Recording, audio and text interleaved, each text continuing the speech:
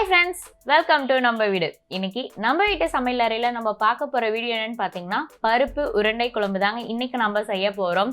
இது கொஞ்சம் பருப்புல கொஞ்சம் வித்தியாசமா இந்த உருண்டை குழம்பு செய்யலாம். ஸோ இது ரொம்பவே நல்லா இருக்கும், ரொம்பவும் டேஸ்டா இருக்குங்க.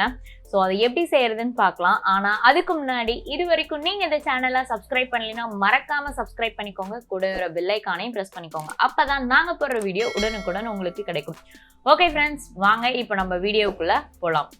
இப்போ நான் துவரம்பருப்பு ஒரு கப்பு, கடலைப்பருப்பு ஒரு கப்பு எடுத்திருக்கேங்க. ரெண்டுமே ஈக்குவல் சைஸில் ஒவ்வொரு கப் எடுத்திருக்கேன், துவரம்பருப்பும் கடலைப்பருப்பும். ஸோ இதில் டோட்டலாக 2 கப் அளவுக்குங்க. இதை நான் நல்லா ஒரு 1/2 hour ஊற வச்சு நல்லா கழுவி எடுத்து வச்சுருக்கேன். இப்போ நம்ம இதை சுத்தமாக தண்ணி எல்லாத்தையும் வடிச்சிட்டு நாம் நல்லா அரைச்சி எடுத்துக்கலாம். இப்போ பாருங்கள், நான் இதுக்காக ஒரு மிக்ஸி ஜார் வைக்கிறேன். இப்போ இதில் இந்த ஊற வச்சு வச்சுருக்கேன் பார்த்தீங்களா, அதை இது கூட ஆட் பண்ணிக்கிறேன். இதை நான் நல்லா வாஷ் பண்ணி வச்சுருக்கேன். அண்ட் கடலைப்பருப்பு துவரம்பருப்பு ஆட் பண்ணும்போது அதனுடைய டேஸ்ட் நல்லாயிருக்கும். ஸோ அதனால் ரெண்டுமே நான் ஈக்குவல் சைஸில் எடுத்துருக்கிறேன். இப்போ பாருங்கள், எல்லா பருப்பும் இது கூட ஆட் பண்ணியாச்சு. இப்போ இது கூட நம்ம ஒரு 1/2 ஸ்பூன் அளவுக்கு சோம்பு ஆட் பண்ணிக்கிறேங்க டேஸ்ட்டுக்காக. அடுத்தது பார்த்திங்கன்னா, இந்த பருப்புக்கு தேவையான அளவு காரத்துக்கு தேவையான அளவு ஒரு 5 வரமிளகாய் ஆட் பண்ணிக்கிறேன். ஸோ இது காரம் கரெக்டாக இருக்கும். இப்போ இதை நம்ம அரைச்சி எடுத்துக்கலாம். ரொம்பவும் நைஸாக அரைக்கக்கூடாது, கொஞ்சம் குறப்பாக இருக்கிற மாதிரி அரைச்சிக்கணும். வடைக்கு எப்படி இது பண்ணுவோமோ அந்த மாதிரி அரைச்சிக்கணும். ரொம்பவும் இதாக இருக்கக்கூடாது, ரொம்பவும் நைஸாகவும் இருக்கக்கூடாது, ரொம்பவும் குறப்பாக இருக்கக்கூடாது, கரெக்டான லெவலில் இருக்கணும். இப்போ இந்த மாதிரி நான் அரைச்சி எடுத்துக்கிட்டேன். இப்போ இது கூட இது வெங்காயம் சாய்ஸ் தாங்க. நான் கொஞ்சமாக பெரிய வெங்காயம் போட்டிருக்கேன். அடுத்தது இது கூட கொஞ்சம் கருவேப்பிலை போடுறேன். அடுத்தது பார்த்தீங்க அப்படின்னா இது கூட கொத்தமல்லி தழை, கொஞ்சமாக கொத்தமல்லி தழையும் போட்டுக்கிறேங்க. இப்போ இதுக்கு தேவையான அளவுக்கு உப்பு, ஸோ குழம்புக்கு தேவையான அளவு போடக்கூடாது. இப்போ நம்ம அரைச்சி வச்சிருக்கிறதுக்கு தேவையான அளவுக்கு உப்பு போட்டுட்டு இது நல்லா ஒன்றோடு ஒன்று நல்லா மிக்ஸ் ஆகிற அளவுக்கு நம்ம நல்லா இதை பெரட்டிக்கணும். இப்போ பாருங்கள், மாவு அந்த வெங்காயம் கருவேப்பிலை எல்லாம் ஒன்றோடு ஒன்று மிக்ஸ் ஆகிற அளவுக்கு நல்லா பெரட்டுறோம். பெரட்டிட்டு இதை நம்ம உருண்டை பிடிக்க போகிறோங்க. இப்போ பாருங்கள், நான் எல்லாத்தையும் ஒன்று நல்லா மிக்ஸ் ஆகி பெட்டிருக்கேன். இப்போ நான் சின்ன சின்ன உருண்டையாக பிடிக்கிறேன். ஸோ எந்த சைஸ்க்கு உங்களுக்கு உருண்டை தேவையோ அந்த சைஸ் அளவுக்கு நம்ம பிடிச்சிக்கலாம். ஸோ நான் இந்த சைஸில் சின்ன சின்ன உருண்டைகளாக நான் பிடிக்கிறேன். ஸோ இருக்கிறது எல்லாத்தையும் நான் பிடிச்சிக்கிறேன். கடைசியாக கொஞ்சம் ஒரு உருண்டை சைஸ் அளவுக்கு வைக்கிறேன். இது நான் கடைசியாக குழம்புல ஆட் பண்ணுவேன், அதுக்காக நான் வைக்கிறேங்க. இப்போ உருண்டை ரெடி பண்ணிட்டோம். இப்போ அடுத்து இதை வேக வைக்கணும். அதுக்காக இட்லி தட்டு எடுத்துக்கலாம். இட்லி தட்டு எடுத்துகிட்டு ஒவ்வொரு குழிலையும் லைட்டாக ஆயில் அப்ளை பண்ணிக்கோங்க. ஏன்னா இது உருண்டை அதோட ஒட்டிக்காமல் இருக்கிறதுக்காக. இப்போ ஆயில் அப்ளை பண்ணிவிட்டு இந்த உருண்டைகளை ஒவ்வொன்றா எடுத்து அந்த குழித்தட்டில் வைக்கலாம். நம்ம இதை வேக வச்சு தான் நம்ம குழம்புல ஆட் பண்ண போகிறோங்க. ஸோ அதனால் ஃபஸ்ட்டு இதை நம்ம வேக வைக்கிறதுக்காக நான் குழித்தட்டு வச்சுருக்கேன். இப்போ அதுக்காக ஒரு இட்லி பானை வச்சுருக்கேன். இட்லி பானையில் கொஞ்சமாக தண்ணி ஊற்றிட்டு குழித்தட்டில் உருண்டைகள் வச்சுருக்கோம் பார்த்தீங்களா, அதை ஒவ்வொன்றா உள்ளே வைக்கிறேன். இதை வச்சுட்டு இதை ஒரு மூடி போட்டு ஒரு 10 minutes விட்டுருங்க. 10 minutesக்கு அப்புறம் நம்ம இதை ஓப்பன் பண்ணி பார்க்கலாம். ஒரு 10 minutes இருந்தால் போதும், இது குக் ஆயிரும். ரொம்ப டைம் இருக்காது, ஒரு 10 minutes விட்டுடலாம். இப்போ பாருங்கள், நான் ஓப்பன் பண்ணி காட்டுறேன்.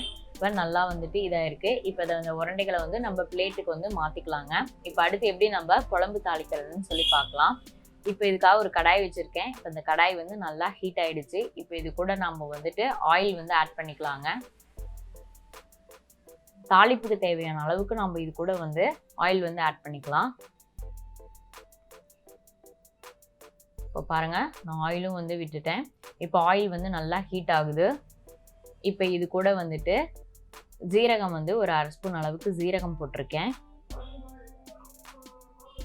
அடுத்தது சோம்பு ஒரு 1/2 ஸ்பூன் அளவுக்கு சோம்பு போட்டிருக்கேங்க. இப்போ இது ரெண்டும் நல்லா பொரிஞ்சதுக்கப்புறம் இது கூட கடுகு ஒரு 1/4 ஸ்பூன் அளவுக்கு கடுகு போடுறேன். கடுகு நல்லா பொரியட்டும். கடுகு நல்லா பொரிஞ்சதுக்கு அப்புறமா நம்ம இது கூட வெங்காயம் ஆட் பண்ணியிருக்கேன். நான் இன்னைக்கு சின்ன வெங்காயம் கட் பண்ணி எடுத்திருக்கேங்க, சின்ன சின்னதாக கட் பண்ணி எடுத்திருக்கேன். ஸோ அந்த வெங்காயம் ஆட் பண்ணிக்கிறேன். கொஞ்சம் கருவேப்பிலையும் இது கூட நான் ஆட் பண்ணியிருக்கேன். இப்போ நம்ம இதை லைட்டாக வதக்கிக்கலாம். இப்போ வெங்காயம் நல்லா வதங்குது. இப்போ வெங்காயம் இது கூட பூண்டு ஒரு 5-6 பூண்டு பற்கள் இது கூட ஆட் பண்ணிக்கலாம். இப்போ இதெல்லாம் நல்லா வதங்கினதுக்கு அப்புறமா இது கூட நம்ம தக்காளி வந்து ஆட் பண்ணிக்கலாங்க. புளி கொஞ்சமாக ஊற்றுவோம். ஸோ அதனால் நான் வந்துட்டு ஒரு தக்காளி பழம் வந்து இது கூட ஆட் பண்ணியிருக்கிறேன். சின்னதாக அதை வந்து கட் பண்ணியிருக்கேங்க. ஸோ புளிப்புக்கு தேவையான அளவுக்கு தான். ஸோ தக்காளி வந்து கம்மியாக ஆட் பண்ணிட்டு புளி கொஞ்சம் அதிகமாக ஆட் பண்ணிக்கலாம், ரொம்பவே நல்லாயிருக்கும். ஸோ அதனால் நான் தக்காளி வந்துட்டு ஒரு தக்காளி வந்து ஆட் பண்ணியிருக்கேன். இப்போ இதையும் நல்லா நான் வதக்கி விடுறேன். இப்போ இது கூட நான் மஞ்சள் தூள் கொஞ்சமாக மஞ்சள் தூள் ஆட் பண்ணிக்கிறேங்க. இதையும் வதக்கிக்கலாம். பாருங்க நல்லா வதங்குது. இப்போ இது கூட நம்ம மசாலா வந்து ஆட் பண்ணிக்கலாங்க. இப்போ இது கூட நான் வந்துட்டு வரமிளகாய் தூள் வந்து காரத்துக்கு தகுந்த அளவுக்கு ஆட் பண்ணிக்கிறேன். 1 ஸ்பூன் வரமிளகாய் தூள் வந்து ஆட் பண்ணியிருக்கேன்.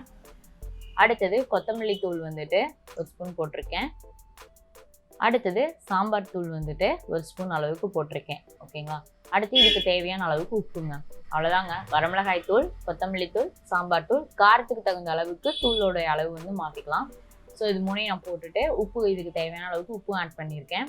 இப்போ இதை லைட்டாக நம்ம வதக்கி விட்டுட்டு இது கூட நம்ம வந்துட்டு இந்த அரைச்சி எடுத்து வச்சுருக்கோம் பார்த்தீங்களா, அந்த பருப்பு அந்த வந்து இது கூட ஆட் பண்ணிப்போம். ஏன் அப்படின்னா வந்து குழம்பு வந்து கொஞ்சம் கெட்டியாக வர்றதுக்காக, அது இல்லாமல் டேஸ்ட்டும் கொஞ்சம் நல்லா எடுத்து கொடுக்கும். ஸோ அதனால் வந்துட்டு இது கூட ஆட் பண்ணிக்கிறோம்.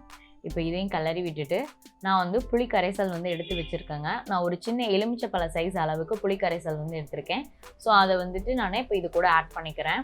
இப்போ இதை ஆட் பண்ணிவிட்டு நல்லா ஒன்றோட ஒன்று நல்லா மிக்ஸ் ஆகிற அளவுக்கு நல்லா கிளறி விட்டுடலாம். கிளறி விட்டு தேவையான அளவுக்கு தண்ணியும் நம்ம ஆட் பண்ணிக்கலாங்க. இப்போ இந்த மசாலா புளி எல்லாமே வந்துட்டு ஒரு கொதி வரட்டும். பாருங்கள் தேவையான அளவுக்கு கொஞ்சமாக தண்ணியும் நான் விட்டுருக்கேன். விட்டுட்டு நல்லா இதை வந்து நான் கிளறி விடுறேங்க. இப்போ இது வந்து நல்லா ஒரு கொதி வரட்டும். இப்போ இது கூட நான் தேங்காய் வந்து அரைச்சி எடுத்துக்க போகிறேன். சும்மா ஒரு பத்தை இருந்தால் போதும் தேங்காய். இப்போ இது கூட வந்து சோம்பு ஒரு 1/4 ஸ்பூன் அளவுக்கு சோம்பு வந்து போட்டிருக்கேன். இப்போ இதை நம்ம அரைச்சி எடுத்துக்கலாங்க. ரொம்ப அதிகமாக தேங்காய் போட தேவையில்லை. ஸோ தேங்காய் வந்து கம்மியாகவே போட்டால் போதும், நல்லாயிருக்கும். நான் சின்ன அளவுக்கு எடுத்திருக்கேன். இப்போ அதை அரைச்சி நம்ம பேஸ்ட்டாக எடுத்துக்கலாம். இப்போ பாருங்கள் இந்த புளிக்கரைசல் இதெல்லாம் ஊற்றுண்டு நல்லா கொதிக்குது. இந்த கொதிக்கிற ஸ்டேஜில் வந்து இந்த தேங்காய் வந்து அரைச்சோம் பார்த்தீங்களா, தேங்காயும் ஒரு 1/4 ஸ்பூன் அளவுக்கு சோம்பும் போட்டோம். அந்த பேஸ்ட்டை வந்து இது கூட நான் ஆட் பண்ணிக்கிறேன். இப்போ இதை ஆட் பண்ணிவிட்டு தேவையான அளவுக்கு தண்ணி வந்து விட்டுக்கலாம். இப்போ இதை வந்துட்டு ஒன்றோட ஒன்று நல்லா மிக்ஸ் பண்ணி விடுங்க. ஸோ தேங்காய் ஊற்றிருக்கோம். ஸோ தேங்காய் ஊற்றிட்டு ஒரு 5 மினிட்ஸ் வந்து இது நல்லா கொதிக்கட்டும். அதுக்கப்புறமா நம்ம வந்துட்டு வேக வச்சு எடுத்து வச்சுருக்கோம் பார்த்தீங்களா உருண்டைகள், அந்த உருண்டைகளை வந்து இது கூட நம்ம ஆட் பண்ணிக்கலாம். இப்போ உப்பு காரம் வந்து கரெக்டாக இருக்கான்னு பார்த்துக்கலாம். கரெக்டாக இருந்துச்சுன்னா போதும். எனக்கு எல்லாமே கரெக்டாக இருக்குது. இப்போ நல்லா கொதிக்குதுங்க. இப்போ பாருங்கள் குழம்பு வந்து நல்லாவே கொதிக்குது. ஸோ இந்த மாதிரி கொதிக்கிற ஸ்டேஜில் வந்துட்டு நம்ம அந்த உருண்டைகளை வந்து இது கூட நம்ம ஆட் பண்ணிக்கலாங்க. இப்போ பாருங்கள் நான் வேக வச்சு எடுத்து வச்சுருக்கிற உருண்டைகளை வந்து ஆட் பண்ணியிருக்கேன். இந்த மாதிரி வேக வச்சு எடுத்தோம் அப்படின்னா ரொம்பவே நல்லாயிருக்கும், ரொம்பவும் டேஸ்ட்டாக இருக்கும். ஏன்னா அதுக்கு தேவையான உப்பு காரமும் நம்ம போட்டிருக்கோம். ஸோ ரொம்பவே நல்லா இருக்குங்க. இப்போ இந்த உருண்டைகளை வந்துட்டு இந்த குழம்போட நான் நல்லா மிக்ஸ் பண்ணிட்டேன். இப்போ இது ஒரு 5 மினிட்ஸ் வந்து இப்படியே இருக்கட்டுங்க, நல்லாயிருக்கும். ஒரு 5 மினிட்ஸ் இது இப்படியே ஒரு கொதிக்கு வந்துச்சுன்னா ரொம்பவே நல்லாயிருக்கும். குழம்பும் வந்து நமக்கு ரெடி ஆயிரும். ஸோ ரொம்ப ஈஸியான மெத்தடு தாங்க, நீங்களும் பார்த்துருப்பீங்க. இது கொஞ்சம் வித்தியாசமாக இருக்கும். நம்ம நார்மலாக வந்து பருப்பு குழம்பு அந்த மாதிரி வைப்போம். ஸோ இதில் வந்து இந்த பருப்பில் வந்து உருண்டை செஞ்சு இந்த மாதிரி குழம்பு வந்து கொஞ்சம் டிஃப்ரெண்ட்டாக இருக்கும். ஸோ ஒரு உருண்டை வந்து குழந்தைங்களும் விரும்பி சாப்பிடுவாங்க, ரொம்பவே நல்லா இருக்கும். ஸோ நீங்களும் இதை ட்ரை பண்ணி பாருங்கள். இதனுடைய டேஸ்ட்டும் வந்து ரொம்பவே நல்லா இருக்குங்க. இப்போ பாருங்கள் குழம்பு வந்து ரெடி ஆகிடுச்சு. நான் ஸ்டவ் வந்து ஆஃப் பண்ணிட்டேன். இப்போ பாருங்கள் உருண்டைகள்லாம் மிதக்குது. ஸோ குழம்பு வந்து நமக்கு ரெடி ஆகிடுச்சு. ஸோ ரொம்ப ஈஸியான மெத்தட் தான், நீங்களும் இதை ட்ரை பண்ணி பாருங்கள். உங்களுக்கும் இந்த வீடியோ ரொம்ப பிடிக்கும் நான் நம்புகிறேன். உங்களுக்கு இந்த வீடியோ பிடிச்சிருந்தா லைக் பண்ணுங்கள், ஷேர் பண்ணுங்கள், கமெண்ட் பண்ணுங்கள். இந்த வீடியோ பற்றின கருத்துக்களை மறக்காமல் கமெண்டில் சொல்லுங்கள். இது வரைக்கும் நீங்கள் இந்த சேனலை சப்ஸ்கிரைப் பண்ணலைன்னா மறக்காமல் சப்ஸ்கிரைப் பண்ணிக்கோங்க. ஓகே ஃப்ரெண்ட்ஸ், மேலும் ஒரு வீடியோன்னு சந்திக்கிறேன். நன்றி, வணக்கம்.